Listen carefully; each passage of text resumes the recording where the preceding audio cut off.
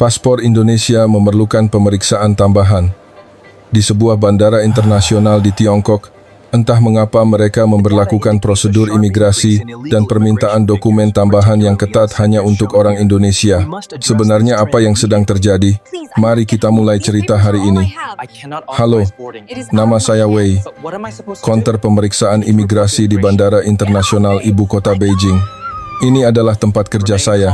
Tak terasa sudah 5 tahun berlalu sejak saya mulai bekerja sebagai penanggung jawab manajemen imigrasi di bawah kepolisian Tiongkok. Setiap kali saya duduk di posisi saya selalu menghela napas panjang, menerima paspor, mengonfirmasi data biometrik, memeriksa visa dan riwayat tinggal dengan teliti.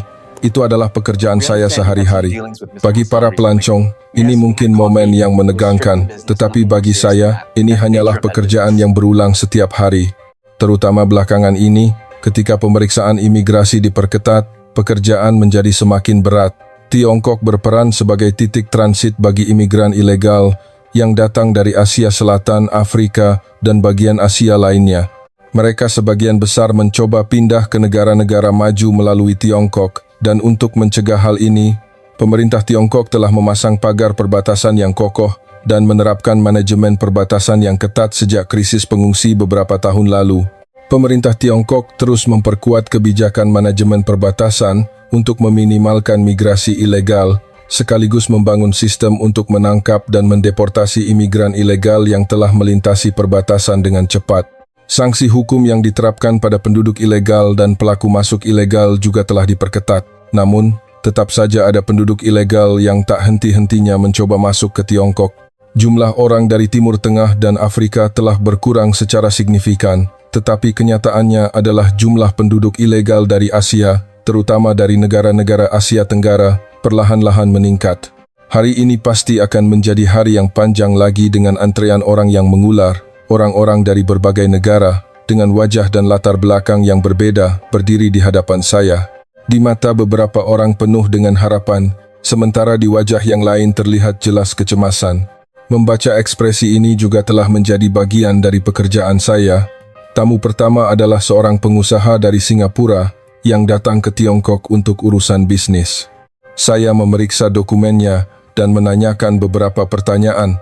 Jawabannya jelas dan penuh percaya diri. Saya memberikan stempel izin masuk tanpa masalah. Selanjutnya adalah sebuah keluarga dari Australia. Wajah orang tua dan anak-anak kecil mereka dipenuhi dengan kegembiraan. Mereka mengatakan datang untuk menikmati liburan. Saya memeriksa dokumen mereka, tersenyum sedikit kepada anak-anak, dan membiarkan mereka lewat. Di tengah momen-momen biasa itu, saya tiba-tiba menyadari betapa pentingnya keputusan saya. Satu keputusan saja bisa mengubah perjalanan, atau bahkan seluruh hidup seseorang. Terutama belakangan ini, saya harus lebih berhati-hati. Kebijakan baru terus ditambahkan, membuat proses peninjauan menjadi lebih rumit. Risiko terorisme, masalah penduduk ilegal, masalah paspor palsu, saya harus mempertimbangkan semua ini untuk membuat keputusan yang cepat dan akurat. Suatu hari, saat sedang memeriksa paspor seorang pelancong, saya menemukan sesuatu yang mencurigakan. Kondisi paspor itu sedikit aneh. Biasanya, saya akan segera mengirimnya ke ruang pemeriksaan sekunder. Namun, dari tatapan matanya, saya merasakan sesuatu yang tulus. Secara intuisi, saya yakin dia adalah seorang turis yang tidak bersalah. Karena itu, saya melakukan tindakan yang berbeda dari biasanya. Saya memintanya untuk menjelaskan secara rinci dan bertanya tentang kondisi paspornya. Dia tampak sedikit ragu-ragu, tetapi menjawab dengan jujur. Dia mengatakan bahwa paspornya tidak sengaja masuk ke mesin cuci dan rusak. Dalam situasi ini, sesuai aturan, saya harus membawanya ke ruang pemeriksaan sekunder. Namun, saya memutuskan untuk mempercayai kata-katanya.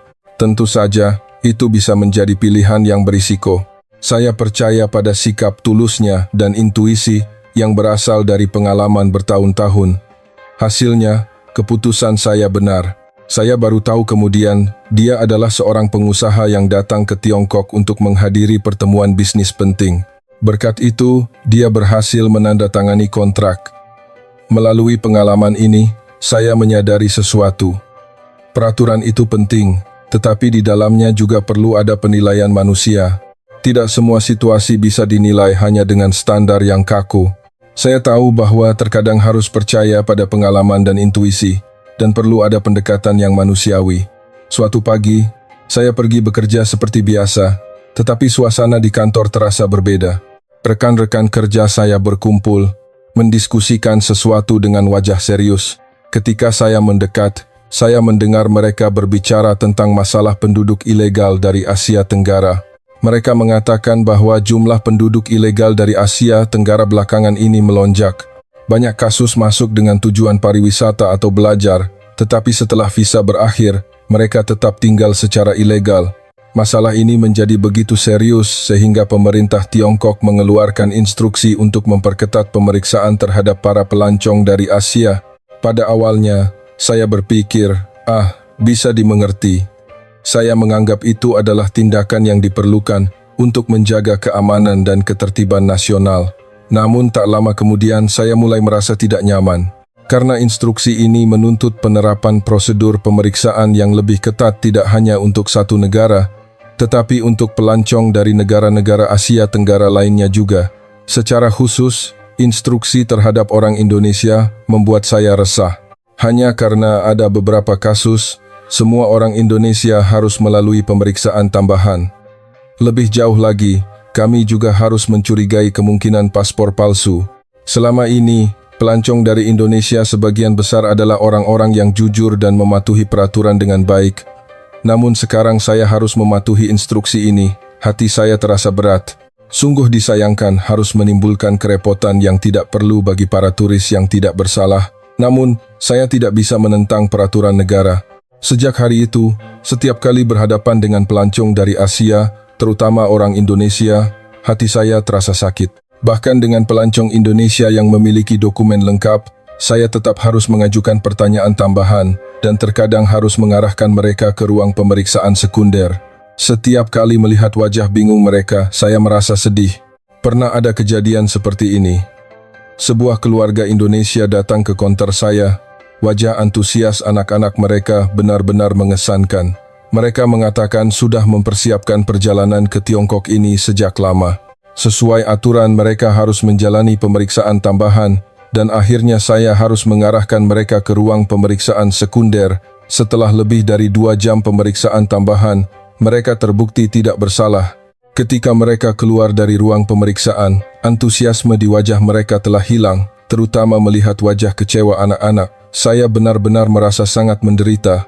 Saat itu, sebuah pertanyaan kuat muncul dalam diri saya, apakah ini tindakan yang benar? Pengalaman seperti itu terus menumpuk, dan perenungan saya semakin dalam. Di satu sisi, saya mengerti bahwa pemeriksaan yang teliti diperlukan untuk keamanan nasional, tetapi di sisi lain, hati saya sakit karena sepertinya saya menimbulkan penderitaan yang tidak perlu bagi para turis yang tidak bersalah. Saya mencoba berbicara dengan rekan-rekan saya. Mereka juga memiliki kegelisahan yang sama. Sebagian besar tampaknya telah menerima bahwa itu adalah hal yang tidak bisa dihindari. Namun, masih ada beberapa rekan yang sepemikiran dengan saya. Suatu sore yang sepi, saya masih melakukan pekerjaan pemeriksaan imigrasi seperti biasa. Entah kenapa hari itu, ada banyak sekali pelancong dari Indonesia. Seorang wanita paruh baya menghampiri konter saya. Dia menyerahkan paspor Indonesia dan tersenyum tegang. "Selamat siang, boleh saya lihat paspor Anda?" kata saya. Dia mengangguk dan memberikan paspornya. Ketika melihat paspor itu, saya merasa ada yang aneh. Ada perbedaan halus antara foto dan orang aslinya, tapi saya tidak bisa yakin. Jadi, saya memutuskan untuk menanyakan beberapa pertanyaan. "Di Indonesia, Anda tinggal di mana?" saya bertanya. Dia ragu sejenak lalu menjawab, "Jakarta." "Jakarta bagian mana?" saya bertanya lagi. Kali ini, jawabannya lebih lambat. Jakarta Pusat." Biasanya, orang Indonesia bisa menjawab dengan cepat di mana mereka tinggal. Jadi, saya mencoba berbicara dalam bahasa Indonesia. "Ibu tinggal di kelurahan mana di Kecamatan Menteng?" Seketika itu juga, wajahnya menegang. Sepertinya dia sama sekali tidak mengerti apa yang saya katakan. Saya sudah yakin, orang ini bukan orang Indonesia. "Maaf, bisakah Anda menunggu sebentar?" Perlu ada konfirmasi lebih lanjut, kata saya, dan wajahnya menjadi pucat. Tepat saat saya akan mengarahkannya ke ruang pemeriksaan sekunder, dia tiba-tiba berteriak sesuatu dalam bahasa Mandarin dan mulai melarikan diri. Untungnya, berkat bantuan rekan-rekan, kami berhasil menahannya dengan cepat. Hasil penyelidikan menunjukkan bahwa dia adalah warga negara Tiongkok. Dia berpura-pura menjadi orang Indonesia untuk mencoba tinggal di Tiongkok secara ilegal setelah kembali dari luar negeri. Insiden ini memberikan kejutan besar bagi saya. Di satu sisi, saya merasa lega karena telah menemukan kejanggalan dan menanganinya tepat waktu, tetapi di sisi lain, hati saya terasa berat. Saya khawatir karena kejadian seperti ini, para turis Indonesia yang tidak bersalah akan menghadapi pemeriksaan yang lebih ketat lagi. Setelah itu, saya menjadi lebih berhati-hati dalam proses pemeriksaan. Tidak hanya sekadar memeriksa dokumen, saya juga mencoba memahami kebenaran melalui percakapan dengan para pelancong. Pada saat yang sama, saya juga berhati-hati agar tidak menimbulkan kecurigaan yang tidak perlu pada turis yang tidak bersalah. Secara khusus, saya belajar tentang budaya dan tren di Indonesia agar bisa mengonfirmasi kebenaran melalui percakapan yang alami. Namun, masalah masih sering terjadi. Hari itu adalah hari yang tidak biasa.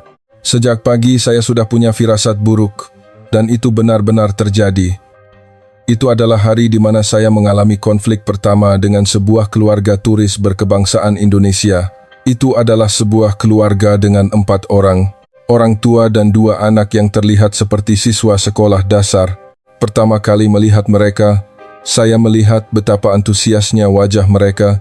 Mata anak-anak berbinar dengan harapan akan perjalanan ke Tiongkok, dan orang tua mereka juga terlihat sangat bahagia.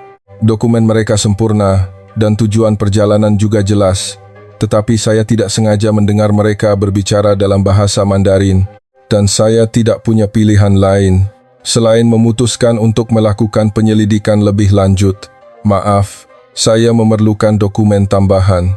Ketika saya mengatakan itu, saya melihat wajah mereka berubah dalam sekejap, bingung, cemas, dan bahkan sedikit marah.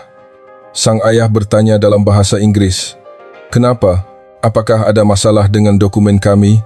Saya mencoba menjelaskan dengan setenang mungkin. Tidak ada masalah. Hanya saja karena perubahan kebijakan baru-baru ini, kami perlu melakukan konfirmasi tambahan. Penjelasan saya sepertinya tidak cukup untuk meyakinkan mereka. Suara sang ayah semakin keras. "Kami bukan orang Tiongkok. Kami orang Indonesia berkebangsaan Indonesia. Jangan perlakukan kami seperti penjahat." Mendengar kata-kata itu, saya menghela napas. Situasi yang saya takutkan akan disalahpahami seperti ini telah menjadi kenyataan. Saat itu, saya berada dalam dilema. Di satu sisi, saya mengerti posisi mereka. Sebagai turis yang tidak bersalah, mereka pasti merasa diperlakukan tidak adil. Di sisi lain, saya harus menyelesaikan tugas saya. Keamanan nasional dan kepatuhan pada peraturan adalah tanggung jawab saya. Akhirnya, saya tidak punya pilihan lain selain mengarahkan mereka ke ruang pemeriksaan. Selama proses itu, yang paling membuat saya sedih adalah melihat wajah kecewa anak-anak. Seorang anak bertanya kepada orang tuanya, "Ayah, Ibu, apa salah kita?" Pertanyaan polos itu seolah merobek hati saya. Saat melakukan penyelidikan tambahan di ruang pemeriksaan sekunder, hati saya selalu terasa berat. Saya merasa sangat menyesal perjalanan mereka harus dimulai seperti ini. Karena itu, saya mencoba menyelesaikan pemeriksaan secepat mungkin. Sekitar 1 jam kemudian, semua prosedur selesai. Seperti yang diduga, tidak ada masalah apapun. Ketika mengizinkan mereka masuk, saya menyampaikan permintaan maaf yang tulus. Saya benar-benar minta maaf. Saya sangat menyesal telah menimbulkan ketidaknyamanan bagi Anda. Waktu berlalu, pemeriksaan terhadap pelancong Indonesia menjadi semakin ketat. Masalah penduduk ilegal terus berlanjut dan instruksi pemerintah semakin keras. Tidak hanya memeriksa paspor dengan teliti, kami juga harus mengonfirmasi tujuan dan jadwal tinggal, bahkan situasi keuangan untuk kasus tinggal jangka panjang. Setiap pagi berangkat kerja menjadi berat. Saya selalu dihantui pikiran hari ini, berapa banyak turis Indonesia tak bersalah yang akan saya repotkan. Setiap kali melihat wajah kecewa dan sikap pasrah mereka, hati saya juga ikut sakit. Suatu hari, seorang gadis muda Indonesia datang ke konter saya. Dia mengatakan datang ke Tiongkok untuk studi. Semua dokumennya sempurna dan saya merasakan ketulusan di matanya. Namun, sesuai aturan, tetap diperlukan pemeriksaan tambahan. Maaf, kami perlu konfirmasi tambahan. Ketika saya berkata, wajahnya langsung menegang. Apakah ada masalah dengan dokumen saya? Tanyanya. Saya mencoba menjelaskan dengan selembut mungkin. Tidak ada masalah. Hanya saja sesuai kebijakan saat ini, kami sedang melakukan konfirmasi tambahan terhadap semua pelancong dari Asia Tenggara. Matanya dipenuhi kekecewaan. Saat mengarahkannya ke ruang pemeriksaan sekunder, saya terus mengulangi permintaan maaf. Meskipun saya meminta maaf, ekspresi keras di wajahnya tidak berubah. Untungnya, pemeriksaan tambahan selesai dengan cepat dan dia diizinkan masuk. Namun, antusiasme dan harapan yang saya lihat di awal pada wajahnya telah hilang. Ketika saya memberikan stempel izin masuk, saya berkata, "Saya benar-benar minta maaf. Saya harap Anda akan memiliki kehidupan studi yang baik." Dia menatap saya sejenak lalu berkata, "Saya tahu ini bukan salah Anda, tapi sedih rasanya pengalaman ini menjadi kenangan pertama dalam kehidupan studi saya." Begitu mendengar kata-kata itu, hati saya hancur berkeping-keping. Waktu berlalu, saya memiliki lebih banyak kesempatan untuk berinteraksi dengan pelancong dari Indonesia. Reaksi mereka sedikit berbeda dari yang saya perkirakan. Ada juga kasus di mana mereka marah atau mengeluh, tetapi sebagian besar orang Indonesia bersikap sangat tenang dan pengertian. Suatu hari, sepasang suami istri paruh baya dari Indonesia datang ke konter saya. Seperti biasa, saya memberitahu bahwa mereka perlu pemeriksaan tambahan. Wajah mereka sedikit muram, tetapi tak lama kemudian mereka tersenyum hangat. Sang suami berkata, "Kami mengerti, Anda hanya melakukan pekerjaan Anda. Di negara saya juga ada hal-hal seperti ini. Kami paham." Saya sangat tersentuh oleh sikap dewasa mereka. Pada saat yang sama, rasa bersalah yang lebih besar menyelimuti saya. Harus menimbulkan kerepotan bagi orang-orang yang begitu pengertian membuat saya merasa sangat tidak enak. Di lain waktu, seorang mahasiswa muda Indonesia datang. Dia mengatakan datang ke Tiongkok untuk studi. Ketika saya meminta pemeriksaan tambahan, wajahnya menunjukkan kekecewaan yang jelas. Namun, dia dengan cepat tersenyum dan berkata, "Tidak apa-apa. Saya tahu prosedur ini diperlukan. Saya mengerti betapa beratnya pekerjaan kalian." Kata-katanya membuat saya merasa tidak enak. Menimbulkan kerepotan bagi seorang pemuda yang begitu pengertian benar-benar menyiksa. Ketika pengalaman-pengalaman ini menumpuk, pergolakan batin saya semakin dalam. Saya tersentuh oleh sikap dewasa orang Indonesia, sekaligus merasa lebih bersalah karena harus membebankan ini pada mereka. Ketika berbicara dengan rekan-rekan, saya menemukan cukup banyak yang memiliki kegelisahan serupa. Kami sering berkumpul dan mendiskusikan masalah ini, bagaimana cara melindungi keamanan nasional, sambil tidak menimbulkan ketegangan yang tidak perlu bagi para turis yang tidak bersalah. Kami banyak merenung. Seorang rekan menyarankan, bagaimana kalau kita coba belajar sedikit tentang budaya dan bahasa Indonesia? Mungkin itu bisa membantu saat berkomunikasi dengan turis Indonesia. Semua orang setuju dengan usulan itu, dan kami mulai belajar dasar-dasar bahasa dan budaya Indonesia setelah jam kerja. Mungkin berkat usaha ini, perubahan kecil mulai muncul. Saat berkomunikasi dengan turis Indonesia, hanya dengan sapaan dasar dalam bahasa Indonesia, wajah mereka menjadi sedikit lebih cerah. Secercah harapan muncul bahwa ini bisa menjadi langkah pertama untuk lebih saling memahami. Tentu saja, kami masih harus mematuhi peraturan dan pemeriksaan tambahan masih diperlukan. Tapi sekarang, kami mencoba mendekati dengan cara yang berbeda. Kami memperlakukan mereka dengan sikap yang lebih ramah dan pengertian. Dan kami mencoba melakukan pemeriksaan secepat dan seefisien mungkin. Meskipun telah berusaha, hati saya masih sakit oleh kenyataan bahwa masih banyak turis Indonesia yang merasa tidak nyaman. Namun, saya tidak menyerah. Saya menyemangati diri sendiri bahwa suatu hari nanti pasti akan terbangun sistem yang lebih baik. Dan saya merasa tidak bisa hanya berdiam diri lagi. Ketika menyaksikan ketidaknyamanan yang dialami para pelancong Indonesia setiap hari, pikiran bahwa saya harus memperbaiki situasi ini menjadi semakin kuat. Saya memberanikan diri untuk meminta pertemuan dengan atasan saya. Saya rasa ada masalah dengan prosedur pemeriksaan saat ini untuk pelancong dari Asia, terutama orang Indonesia. Mendengar kata-kata saya, wajah atasan saya menegang, tetapi saya tidak berhenti dan terus berbicara. Para turis yang tidak bersalah menderita stres yang tidak perlu. Ini pasti tidak baik untuk citra negara kita. Atasan saya menghela napas dan menjawab, "Wei, saya sangat mengerti perasaanmu, tapi keamanan perbatasan lebih penting dari apapun. Dalam situasi terorisme dan masalah penduduk ilegal yang serius seperti sekarang, apa yang bisa kita lakukan? Saya tidak menyerah. Tapi tidak bisa karena itu menganggap semua orang Asia sebagai potensi bahaya. Itu tidak adil. Jika kita mendekati dengan lebih hati-hati, kita bisa melindungi keamanan sekaligus melindungi hak-hak turis yang tidak bersalah." Dialog yang dimulai seperti itu berlangsung hampir 2 jam. Saya menjelaskan satu persatu data dan kasus yang telah saya siapkan.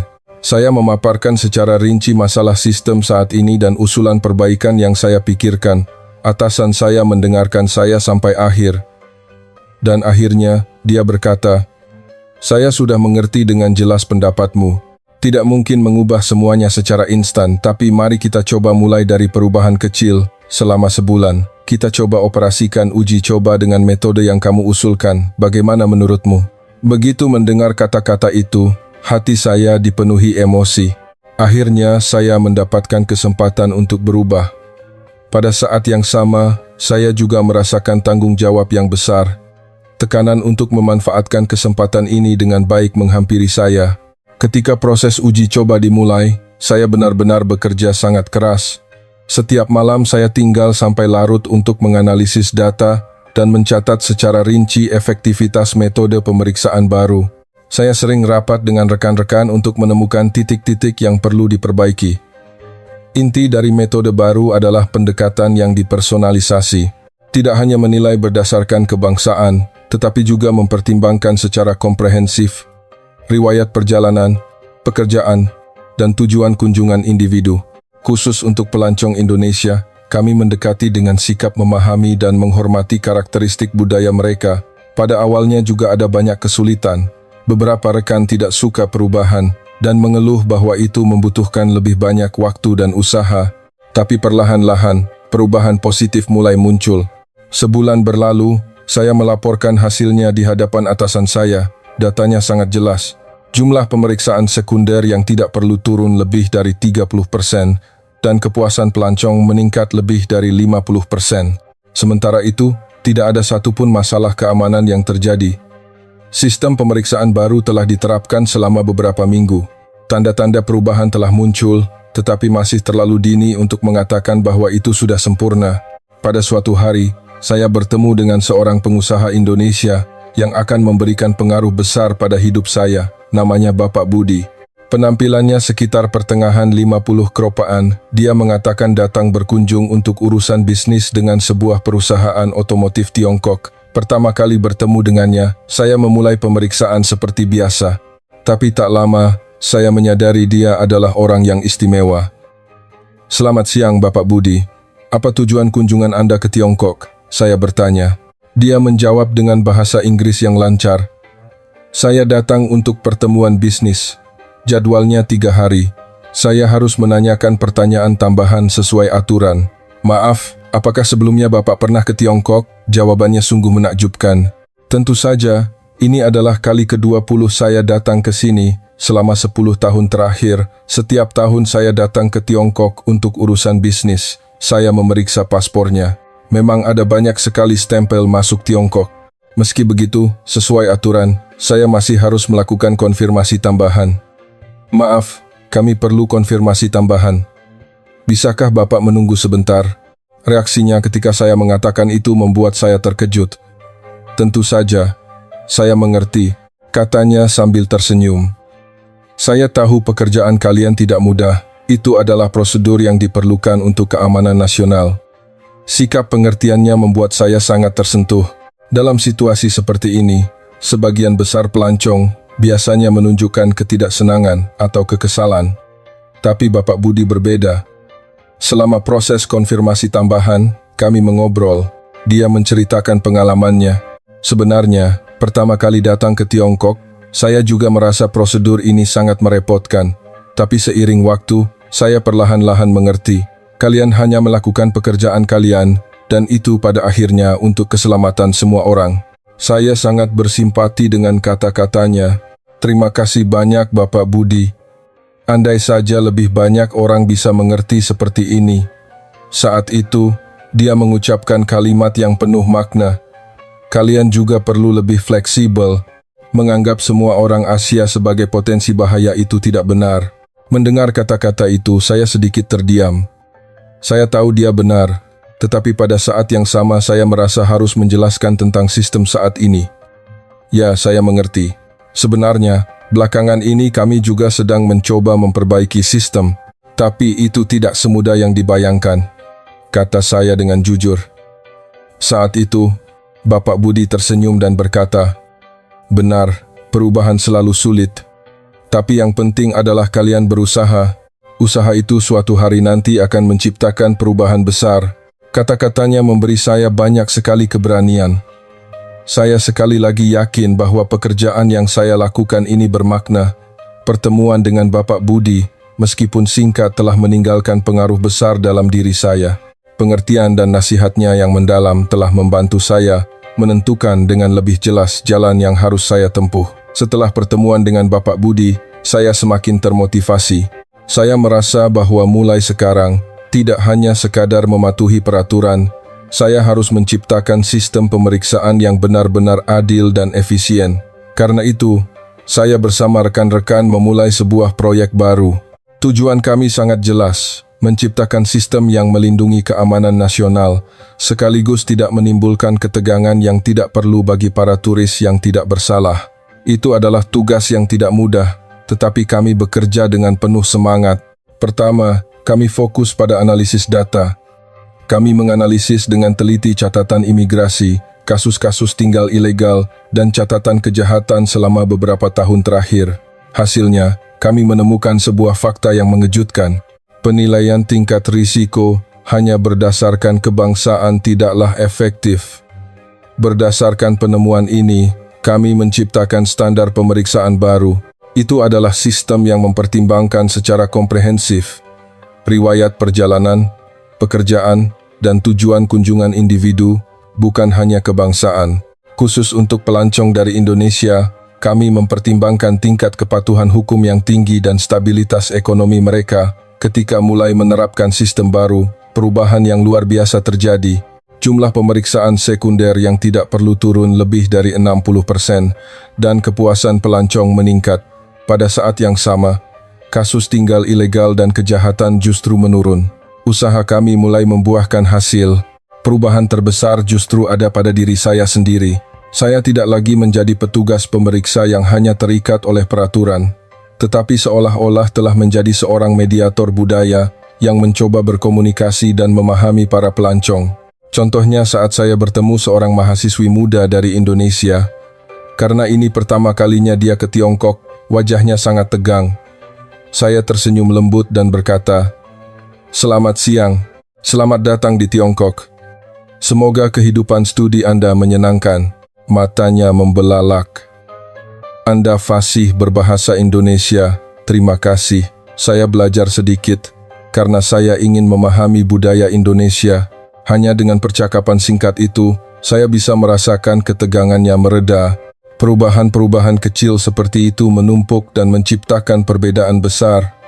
Para pelancong tidak lagi memandang kami sebagai pengawas yang dingin, tetapi mulai menganggap kami sebagai pemandu yang ramah.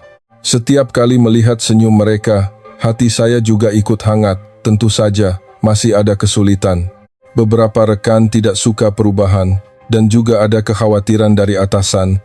Terkadang juga ada orang yang memanfaatkan usaha kami untuk mencoba masuk secara ilegal. Tapi kami akan terus berkembang. Kami akan berusaha menciptakan sistem yang lebih baik dan akan mencoba memahami lebih banyak budaya. Dan saya bermimpi suatu hari nanti, semua pelancong bisa tersenyum saat melintasi perbatasan. Saya tidak akan pernah melupakan fakta bahwa para pelancong Indonesia adalah titik awal dari semua perubahan ini. Berkat pengertian, kedewasaan, dan kesabaran mereka, kami bisa sampai pada hari ini. Karena itu, hari ini, ketika melihat para pelancong Indonesia memasuki gerbang imigrasi, saya merasakan rasa terima kasih yang istimewa. Di sini, seorang mahasiswi Tiongkok berteriak, memanggil seorang mahasiswi Indonesia sebagai pencuri. Banyak teman yang terkejut dengan ucapan mahasiswi Tiongkok itu, dan mahasiswi Indonesia yang dituduh sebagai pencuri merasa sangat terzalimi. Apa yang sebenarnya terjadi? Mari kita saksikan cerita hari ini. Halo. Saya Siti, seorang mahasiswi dari Malaysia, saat ini sedang menjalani program pertukaran di Jakarta, Indonesia. Sebelumnya, saya sangat tidak suka dengan orang-orang dari Indonesia, karena saya tumbuh di lingkungan yang membuat saya secara tidak sadar berpikir bahwa Indonesia adalah negara yang terbelakang dan miskin. Jakarta tempat saya belajar adalah ibu kota Indonesia, sebuah kota metropolitan yang ramai. Jakarta memiliki monumen seperti Monas, Museum Nasional, dan Kota Tua Batavia, serta terkenal dengan berbagai pusat perbelanjaan dan galeri seni. Kuliner Jakarta menawarkan hidangan khas Indonesia yang lezat, dan Anda juga bisa menikmati makanan tradisional seperti rendang dan sate. Selain itu, setiap tahun di sini diselenggarakan berbagai festival dan terdapat taman-taman indah di dekat pusat kota yang menarik banyak sekali wisatawan setiap tahunnya. Masalahnya adalah, seiring dengan jumlah wisatawan yang besar, ada juga banyak masalah sosial yang kompleks di Jakarta. Terutama, ada banyak pekerja asing ilegal yang datang dari berbagai negara Asia seperti Tiongkok, Pakistan, India, Filipina, dan Bangladesh. Pemerintah Indonesia dari waktu ke waktu telah beberapa kali melakukan program pemutihan bagi para imigran ilegal. Jika seorang imigran ilegal telah tinggal di Indonesia secara ilegal selama periode waktu tertentu, tidak memiliki catatan kriminal, dan memiliki bukti telah dipekerjakan di Indonesia selama periode tertentu, mereka akan diberikan izin yang memungkinkan mereka untuk tinggal dan bekerja secara legal di Indonesia. Mungkin karena menjadi negara yang memberikan kesempatan legalisasi bagi imigran ilegal, jumlah mereka benar-benar sangat banyak. Masalahnya adalah mereka bekerja di berbagai sektor seperti jasa, perdagangan, konstruksi, dan usaha kecil dengan upah rendah yang memengaruhi upah pekerja lokal Indonesia, dan banyak warga lokal yang pekerjaannya direbut oleh para pekerja ilegal berbiaya murah ini. Ayah seorang teman Indonesia saya telah lama bekerja di sebuah proyek konstruksi dan dia sering mengeluh tentang para pekerja ilegal. Dia mengatakan bahwa harga-harga naik, tetapi karena mereka, upah tidak naik, bahkan turun, sampai-sampai dia berkata, sebaiknya mereka semua dideportasi. Ayah teman saya bekerja dengan upah di atas upah minimum, tetapi para pekerja ilegal menerima upah di bawah upah minimum. Jadi saya pikir dari sudut pandang pemberi kerja, mereka lebih suka mempekerjakan orang-orang ini untuk menekan biaya. Jumlah pekerja ilegal semakin banyak, hari-hari di mana ayah teman saya tidak bisa bekerja dan harus beristirahat di rumah semakin sering, sehingga ekonomi keluarganya semakin sulit saat dia tumbuh dewasa. Masalahnya tidak berhenti di situ. Lingkungan tempat tinggal teman saya, Tanah Abang, memiliki harga sewa yang relatif murah, tetapi ketika jumlah pekerja ilegal meningkat, harga sewa juga ikut naik. Selain itu, para pekerja ilegal yang tidak mendapatkan perlindungan hukum atau layanan sosial yang memadai mulai melakukan kejahatan seperti pencopetan di Indonesia. Warga lokal di tempat teman saya tinggal juga sering menjadi korban pencopetan, bahkan banyak yang rumahnya kemasukan pencuri. Mereka berkeliaran di jalanan, minum-minum dan makan, lalu membuang sampah sembarangan di mana-mana, membuat lingkungan Tanah Abang yang banyak dihuni pekerja ilegal memiliki citra negatif, dan jumlah orang yang berpikir itu adalah tempat yang harus dihindari semakin banyak. Warga lokal yang awalnya tinggal di sana tidak tahan lagi dan pindah ke daerah lain, tetapi keluarga teman saya tidak mampu sehingga harus tetap tinggal di sana. Baru-baru ini, situasinya sedikit membaik, tetapi ini masih menjadi salah satu area yang dihindari banyak orang. Karena fakta-fakta ini, orang tua teman saya sering mengkritik orang-orang Asia, terutama dari Tiongkok, yang datang ke Indonesia secara ilegal, dan mereka berulang kali mengatakan, berharap semua orang Tiongkok menghilang dari Indonesia. Karena pengaruh itu, Saya juga menjadi sangat tidak suka dengan orang-orang Tiongkok. Saya sendiri, karena mendengar cerita-cerita negatif tentang pekerja migran Indonesia di Malaysia, juga memiliki prasangka buruk terhadap orang Indonesia pada awalnya. Namun, orang tua saya, meskipun dalam kesulitan, berusaha keras untuk mendukung pendidikan saya. Saya berhasil mendapatkan beasiswa pertukaran pelajar ke Universitas Indonesia. Universitas Indonesia tempat saya belajar adalah salah satu universitas paling bergengsi di Indonesia, sebuah sekolah yang bangga dengan sejarahnya yang kaya dan tradisi akademik yang luar biasa. Universitas saya didirikan pada abad ke-19, menjadikannya salah satu institusi pendidikan tinggi tertua di Indonesia. Selama berabad-abad, ia telah memainkan peran sebagai pusat akademik dan penelitian, sehingga memiliki pengaruh besar tidak hanya di Indonesia, tetapi juga di seluruh dunia. Selain itu, biaya kuliah di universitas negeri di Indonesia lebih murah dibandingkan negara lain, sehingga banyak mahasiswa internasional datang ke Indonesia untuk belajar. Universitas juga memiliki program pertukaran dan program afiliasi internasional, sehingga ada mahasiswa dari berbagai negara, dan di antaranya ada beberapa mahasiswa dari Tiongkok. Saya, ketika menyebut Tiongkok, teringat para pekerja ilegal dan membencinya sampai merinding. Jadi saya berusaha untuk tidak melihat dan mengabaikan mahasiswa dari Tiongkok. Saya melihat mereka melalui kacamata prasangka, berpikir bahwa bagaimanapun juga negara-negara seperti Tiongkok adalah negara terbelakang. Berbeda dengan saya, banyak teman Malaysia saya justru menyukai budaya Indonesia. Beberapa teman berbicara tentang sinetron, film, dan masakan Indonesia. Mereka membicarakan film-film Indonesia atau bertanya satu sama lain, apakah sudah mencoba rendang atau sate?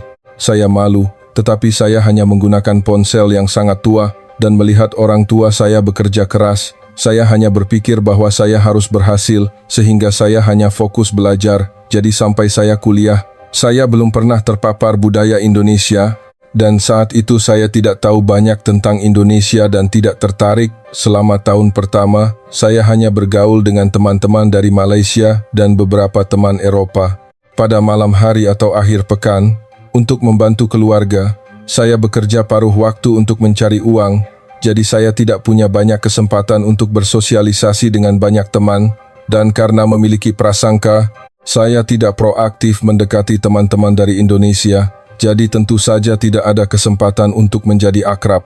Ketika saya memberikan uang yang saya tabung selama setahun kepada orang tua saya, mereka tidak senang. Sebaliknya, mereka sedih. Mereka mengembalikan uang itu kepada saya dan berbicara panjang lebar bahwa masa ini dalam hidup tidak akan pernah kembali. Jadi jangan bekerja terlalu keras, belajarlah, bepergian, dan nikmati kehidupan kampus. Mendengar kata-kata orang tua saya berhenti bekerja paruh waktu dan pada tahun kedua kuliah, saya pertama kali bergabung dengan sebuah unit kegiatan mahasiswa UKM. Karena tidak memiliki hobi khusus atau minat besar, saya bergabung dengan UKM Budaya yang diikuti oleh teman baik saya dari Malaysia, Aisyah. UKM Budaya yang saya ikuti adalah sebuah klub yang mengeksplorasi berbagai budaya, jadi ada mahasiswa dari berbagai negara yang berpartisipasi dan juga ada mahasiswa dari Tiongkok.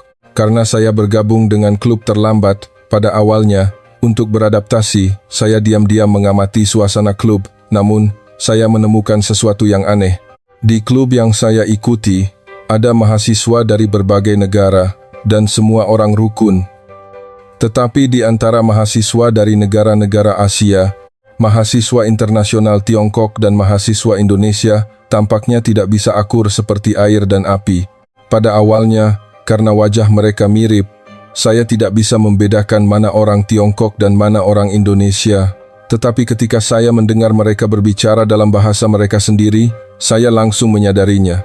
Mahasiswa internasional Tiongkok berbicara sangat keras dan berisik sampai-sampai saya tidak ingin mendengarnya. Sebenarnya, karena di negara saya ada banyak pekerja ilegal Tiongkok, saya memiliki antipati terhadap orang Tiongkok, dan mungkin karena itu saya merasa mereka lebih buruk. Tetapi ketika beberapa mahasiswa internasional Tiongkok berbicara dalam bahasa Mandarin, saya hanya ingin menutup telinga. Sebaliknya, ketika mahasiswa Indonesia berbicara satu sama lain dalam bahasa Indonesia, Saya merasa mereka berbicara dengan tenang dan lembut. Dan teman-teman Indonesia tampaknya tidak terlalu peduli dengan teman-teman Tiongkok, tetapi teman-teman Tiongkok tampak waspada terhadap mahasiswa Indonesia. Banyak teman Eropa dan Asia Tenggara lainnya yang melihat pemandangan itu dengan biasa. Karena saya bergabung dengan klub terlambat, saya tidak bisa beradaptasi dengan suasana aneh yang sedang terjadi, dan saya bertanya kepada Aisyah yang mengajak saya masuk ke klub, apa yang telah terjadi antara teman-teman Indonesia dan Tiongkok. Aisyah memberitahu saya bahwa sebelumnya, dalam sebuah sesi tentang sejarah dan budaya Asia di klub, salah satu mahasiswa internasional Tiongkok mengatakan di depan seorang teman Indonesia bahwa budaya Indonesia seperti batik sebenarnya berasal dari Tiongkok dan telah mencuri budaya. Teman Indonesia itu membantah pendapat teman Tiongkok itu dan suasana menjadi sangat buruk, dan sejak itu mahasiswa Tiongkok dan mahasiswa Indonesia di klub tidak saling berbicara lagi. Sejujurnya, saya tidak peduli dengan hal-hal seperti itu, jadi saya tidak berpikir apa-apa, hanya berpikir bahwa kedua negara Indonesia dan Tiongkok tidak akur. Melalui klub, ketika terpapar dengan budaya dari banyak negara, saya merasa budaya negara Indonesia benar-benar luar biasa. Terutama, sinetron dan film Indonesia sangat menarik, sampai-sampai saya berpikir beruntung saya menonton sinetron Indonesia terlambat. Jika saya tahu sinetron Indonesia saat SMA, saya mungkin akan tergila-gila pada film sampai mengabaikan belajar, karena sinetron Indonesia terlalu bagus. Ketika tergila-gila pada sinetron Indonesia, secara alami saya juga penasaran dengan makanan dan musik Indonesia yang muncul di film, dan saya mencari tahu banyak hal tentang Indonesia, dan untuk pertama kalinya, terhadap orang Asia, saya proaktif mendekati teman-teman Indonesia dan menanyakan banyak hal tentang Indonesia kepada mereka. Citra saya itu tampaknya tidak menyenangkan mahasiswa Tiongkok. Ketika saya menonton sinetron Indonesia, mereka mengatakan bahwa drama Tiongkok memiliki lebih banyak film bagus dan mencoba merekomendasikan drama Tiongkok kepada saya. Tidak hanya sekali atau dua kali, tetapi mereka benar-benar berusaha secara tidak perlu untuk menunjukkan budaya Tiongkok kepada saya. Saya terpaksa menonton beberapa drama Tiongkok dan pertama kali menonton, saya juga merasa menarik, tetapi semakin saya tonton, saya semakin merasa ceritanya mirip dan agak klise. Sinetron Indonesia memiliki banyak tema beragam dan cerita yang berbeda, membuat saya sangat penasaran dengan konten selanjutnya dan terpikat, tetapi drama Tiongkok memiliki konten yang mudah ditebak dan banyak film yang terlihat sama. Saya mengatakan kepada mahasiswa internasional Tiongkok bahwa filmnya bagus, tetapi sinetron Indonesia jauh lebih baik, dan ketika sering menonton, saya melihat orang Indonesia dan orang Tiongkok sangat berbeda. Mahasiswa internasional Tiongkok cenderung berbicara lebih keras ketika orang lain sedang berbicara dan selalu mencoba menyela, sementara mahasiswa internasional Indonesia mendengarkan cerita teman-teman lain dan berempati. Karena itu, saya menaruh simpati pada mahasiswa internasional Indonesia dan mulai lebih banyak bergaul dengan mereka. Tidak hanya saya, tetapi banyak teman Eropa dan Asia Tenggara lainnya tampaknya lebih menyukai mahasiswa internasional Indonesia daripada mahasiswa internasional Tiongkok. Di sekitar mahasiswa internasional Indonesia, selalu ada banyak teman dari berbagai negara.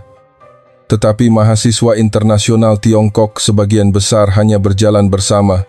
Meskipun tidak ditunjukkan secara terbuka, ada banyak teman yang tidak bersimpati dengan mahasiswa internasional Tiongkok yang selalu menyela di tengah pembicaraan dan hanya ingin menyampaikan pendapat mereka sendiri. Dalam situasi suasana aneh itu berlanjut, saat sedang berpartisipasi dalam kegiatan klub, sebuah insiden terjadi. Hari itu adalah hari klub memutuskan untuk menonton film Indonesia. Ketika saya memasuki ruang klub, banyak teman sudah berkumpul dan terdengar suara keras. Saya bertanya-tanya, ada apa, dan mendekat, lalu melihat seorang mahasiswi internasional Tiongkok bernama Li Mei sedang meneriaki seorang mahasiswi internasional Indonesia bernama Bunga bahwa dia adalah seorang pencuri. Li Mei mengatakan bahwa dia datang ke ruang klub lebih awal, meletakkan tasnya di sana dan pergi ke toilet. Tetapi saat itu hanya ada mahasiswi internasional Indonesia bernama Bunga di dalam ruangan, dan ketika dia kembali dari toilet, dompet merek mahal di dalam tasnya telah hilang. Bunga, yang berada di ruang klub, sedang mempersiapkan untuk pemutaran film Indonesia. Jadi dia tidak tahu siapa yang masuk, dan dia mengatakan bahwa dia bahkan tidak menyentuh tas Li Mei. Tapi Li Mei tetap bersikeras mengatakan bahwa Bunga telah mengambil barangnya dan berteriak bahwa tas Bunga harus digeledah. Bunga sangat marah dan mengatakan bahwa dia tidak mencuri barang.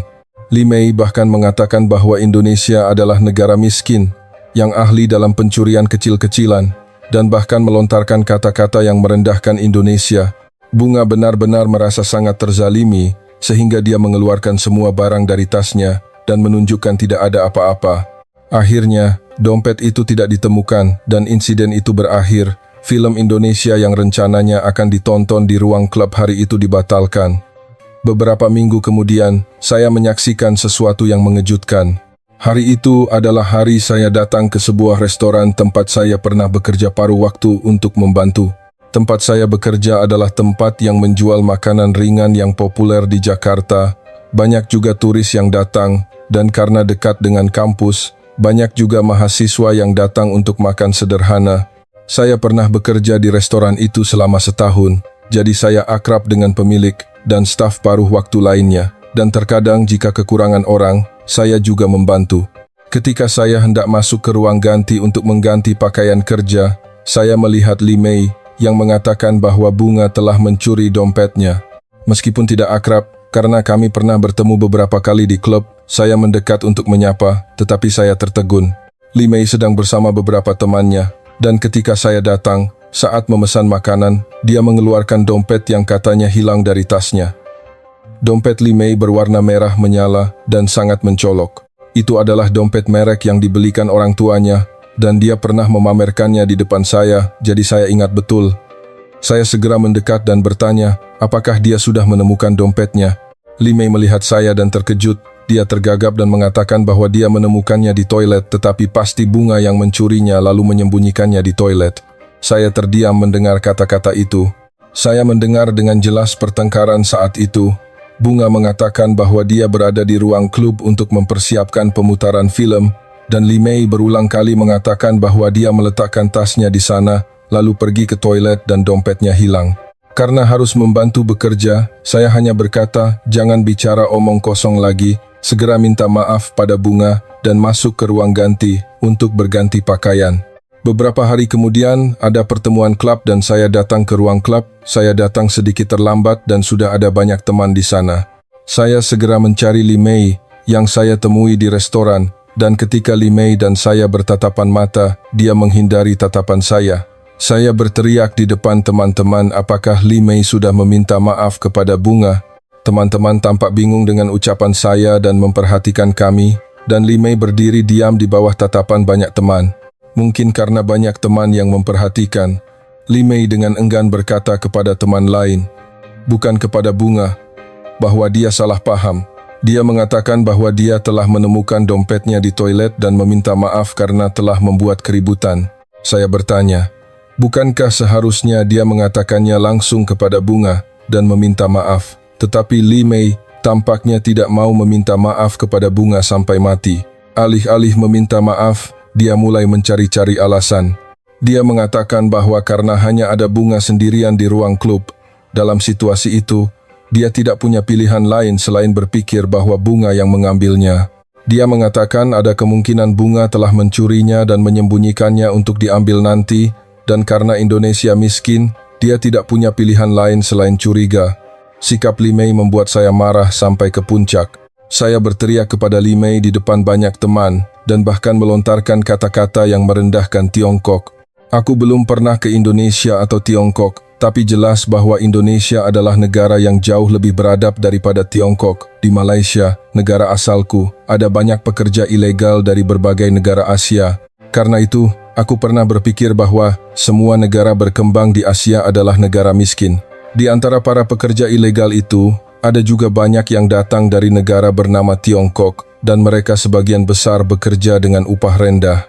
Dan orang-orang Tiongkok ilegal yang pernah aku lihat, banyak yang berisik dan kotor.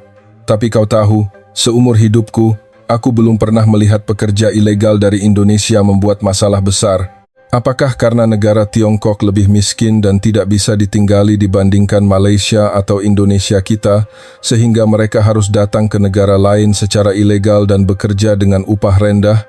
Jika Indonesia adalah negara pencuri dan negara Tiongkok Menurutmu, begitu kaya, mengapa orang Indonesia tidak ada yang menjadi pekerja ilegal di negaraku, tapi hanya orang Tiongkok yang harus datang ke negara lain secara ilegal dan bekerja dengan upah rendah?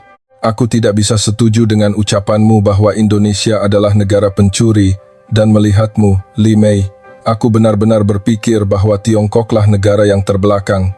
Mendengar kata-kata saya, banyak teman di sekitar menatap Li Mei, dan Li Mei menatap saya, gemetar dan melotot, tetapi tidak mengatakan apa-apa.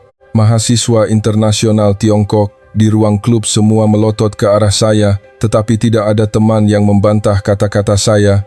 Ketika saya selesai berbicara, semua mahasiswa internasional Tiongkok mengemasi barang-barang mereka dan meninggalkan ruang klub.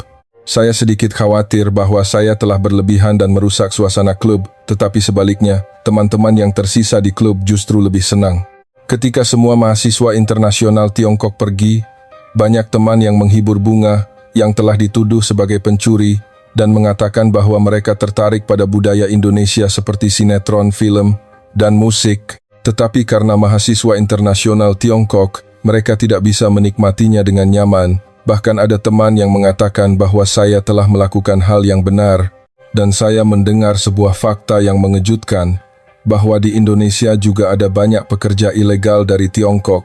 Jika Tiongkok adalah negara kaya seperti yang dikatakan Li Mei, mengapa mereka harus melintasi perbatasan ke Indonesia untuk tinggal secara ilegal? Saya benar-benar tidak bisa mengerti. Saya hanya berharap para pekerja ilegal Tiongkok di Malaysia dan Indonesia akan kembali ke negara mereka. Sekarang, karena tidak ada mahasiswa internasional Tiongkok yang selalu menyela ketika melihat budaya Indonesia, kami menikmati budaya Indonesia lebih dari sebelumnya di ruang klub. Baru-baru ini, kami bahkan membuat dan makan masakan Indonesia bersama. Negara Indonesia, semakin saya pelajari, semakin saya merasa itu adalah negara yang luar biasa. Ketika melihat foto-foto Indonesia yang ditunjukkan oleh teman-teman Indonesia, saya melihat bahwa itu adalah negara yang sangat maju dan indah. Di dunia ini ada perbatasan tak terlihat, tetapi terkadang tembok yang lebih tinggi dan lebih kokoh justru dibangun di dalam hati kita sendiri.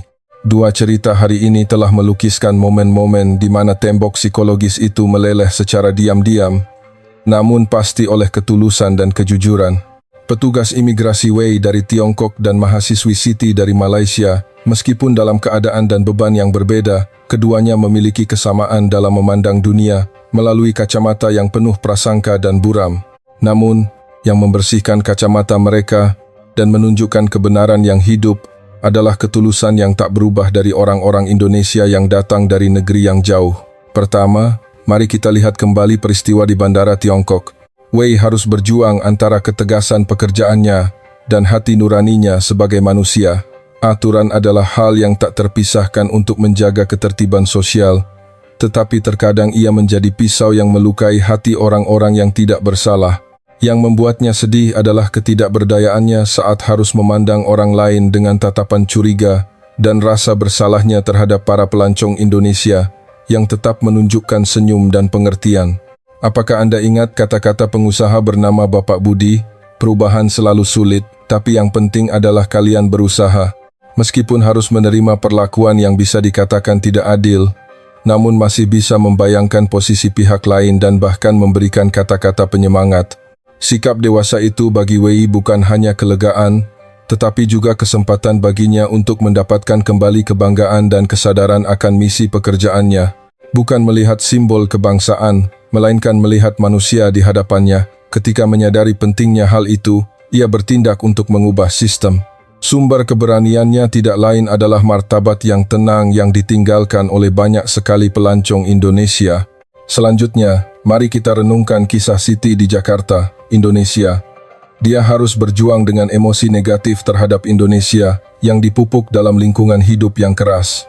Ketidaktahuan terkadang akan melahirkan ketakutan dan kebencian, tetapi yang membuka hatinya yang tertutup juga adalah perilaku para mahasiswa Indonesia. Bahkan dalam situasi dituduh secara tidak adil dan harus menanggung kritik tanpa dasar, sikap yang mencoba membuktikan kepolosan dengan kebenaran, alih-alih membantah secara emosional, dan Citra Bunga dan teman-temannya yang menghormati budaya negara lain dan mencoba berdialog dengan damai. Itu memiliki kehangatan yang cukup untuk mencairkan es prasangka di hati Siti. Tindakan Siti yang akhirnya marah dan membela temannya bukan hanya karena rasa keadilan yang tumbuh dalam dirinya. Kepastian bahwa orang-orang ini dapat dipercaya telah mendorong hatinya. Kisah ini mengajarkan kita bahwa kebenaran tidak dibuktikan dengan berteriak keras, melainkan dengan tindakan tulus yang terakumulasi setiap hari. Pelajaran yang bisa kita petik dari dua cerita ini adalah apa? Yaitu kebenaran bahwa setiap dari kita adalah perwakilan dari negara kita. Meskipun bukan diplomat khusus atau orang terkenal, sebuah sapaan kecil di tempat wisata, cara menghadapi masalah dengan tenang, dan perhatian terhadap orang lain, akumulasi dari perilaku-perilaku kecil itu akan menciptakan citra sebuah negara di hati seseorang, dan pada akhirnya akan mengarah pada kepercayaan di dunia. Paspor hanyalah izin hukum untuk melintasi perbatasan, tetapi paspor yang benar-benar diperlukan untuk masuk ke hati orang-orang dan disambut adalah kepribadian kita, tulus, sopan, dan menghormati pihak lain. Paspor tak terlihat ini tidak memiliki tanggal kedaluarsa, juga tidak bisa dicuri oleh siapapun. Seberapapun ketatnya pemeriksaan, seberapapun dalamnya prasangka, jika kita berinteraksi dengan sepenuh hati, suatu hari nanti hati pasti akan bertemu. Kemurahan hati yang ditunjukkan oleh Bapak Budi dan sikap tenang yang ditunjukkan oleh Bunga sedang mengajukan pertanyaan kepada kita. Hari ini, wajah seperti apa yang telah kita tunjukkan kepada siapa? Apakah tindakan kita bisa menyalakan api hangat di hati seseorang? Dunia ini luas dan gesekan karena perbedaan budaya dan adat istiadat mungkin tidak akan pernah hilang. Namun, kita bisa mengambil satu langkah untuk mencoba memahami pihak lain. Seperti Wei yang mulai belajar bahasa Indonesia, seperti Siti yang tertarik pada sinetron Indonesia. Jika ada sedikit rasa ingin tahu dan perhatian yang menghormati pihak lain, kita bisa mengubah tembok apapun menjadi jembatan. Di akhir cerita, kedua tokoh utama di tempat yang berbeda, menjalani setiap hari dengan suasana hati yang jauh lebih ceria dari sebelumnya. Itu karena mereka hidup bersama teman-teman baru yang terhubung oleh benang kepercayaan. Kita juga ingin hidup seperti itu, melintasi tembok bahasa dan budaya, bisa berjabat tangan dengan hati. Mari kita ciptakan dunia yang lembut seperti itu dengan tangan kita sendiri. Semoga dua cerita yang disampaikan hari ini meninggalkan sedikit kehangatan di hati Anda dan menjadi harapan untuk hari esok. Ketulusan tidak akan pernah mengkhianati, dan kebaikan pasti akan menyentuh hati seseorang. Percaya bahwa di negeri yang jauh, hari ini kebaikan seseorang sedang menenun cerita baru. Terima kasih tulus telah menemani hingga akhir. Semoga video ini bisa memberikan suatu pencerahan di hati Anda. Kalau begitu, bersama dengan gema yang tenang, sampai jumpa di cerita selanjutnya.